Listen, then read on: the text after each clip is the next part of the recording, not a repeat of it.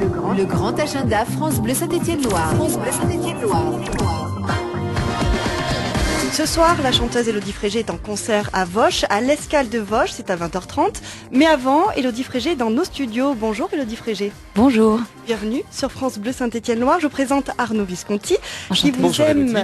beaucoup et qui vous suit sur Facebook. Waouh. Et Arnaud, vous avez vu qu'Élodie Frégé était une grande globe-trotteuse. Exactement, Laure. Moscou, la Lettonie, maintenant la Loire, c'est ce que j'ai pu suivre. Ça Eh fait oui. des sacrés voyages, Eh Élodie oui, Frégé. ça fait des sacrés, effectivement, périples. Alors c'est quoi la vie en tournée comme ça en plein été, justement, dans la chaleur de l'été? Beaucoup de déodorants. Fais tomber les armures, viens casser pierre à pierre tous les murs. Arnaud Visconti, on se remémore quelques souvenirs.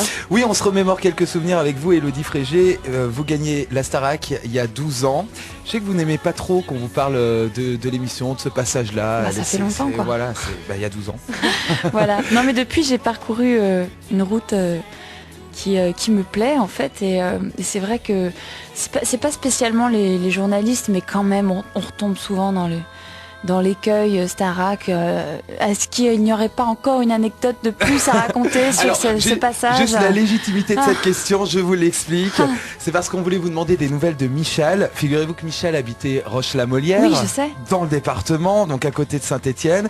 Vous aviez à l'époque partagé le gain de l'émission de la Starac. Depuis, est-ce que vous avez toujours contact avec J'avais partagé Michel? le contrat, en fait. Michel est toujours un de mes meilleurs amis, je le vois régulièrement. Alors on va pas revenir sur donc il y a eu le premier album et puis 2006 collaboration avec encore un autre Rhône-Alpin, Benjamin Biolay, originaire de Lyon. Hein. La chanson La Ceinture, Ouais. gros tube. Alors d'ailleurs on peut peut-être écouter un bout.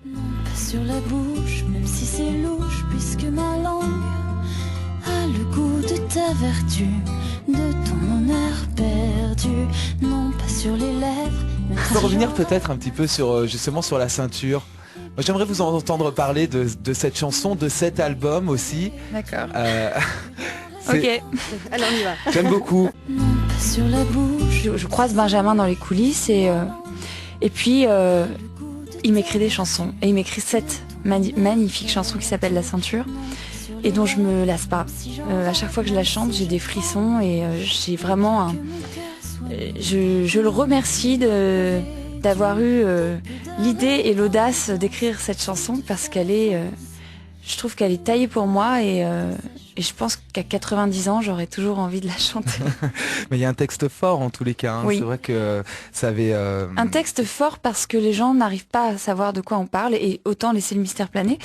Les gens évidemment font un... C'est vrai, vous voulez pas nous dire de quoi ça parle exactement? Réfléchissez un peu, c'est simple. C'est vrai que la métaphore est quand même assez grande et que il a utilisé cette métaphore de la ceinture comme a utilisé beaucoup Gainsbourg des métaphores et des jeux de mots. Et évidemment, les gens, quand on leur dit au-dessus de la ceinture, ils pensent tout de suite en dessous de la ceinture. Oui.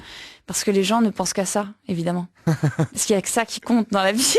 Oui, mais Non, rien mais- ne dure au-dessus de la ceinture. Et voilà. Et finalement, si on lit le texte, si on l'écoute, est-ce que ça parle pas est-ce que ça parle de sexe? Est-ce que ça parle d'amour déçu? Est-ce que ça parle du moment où on passe à l'acte et que l'amour décline? À vous de deviner.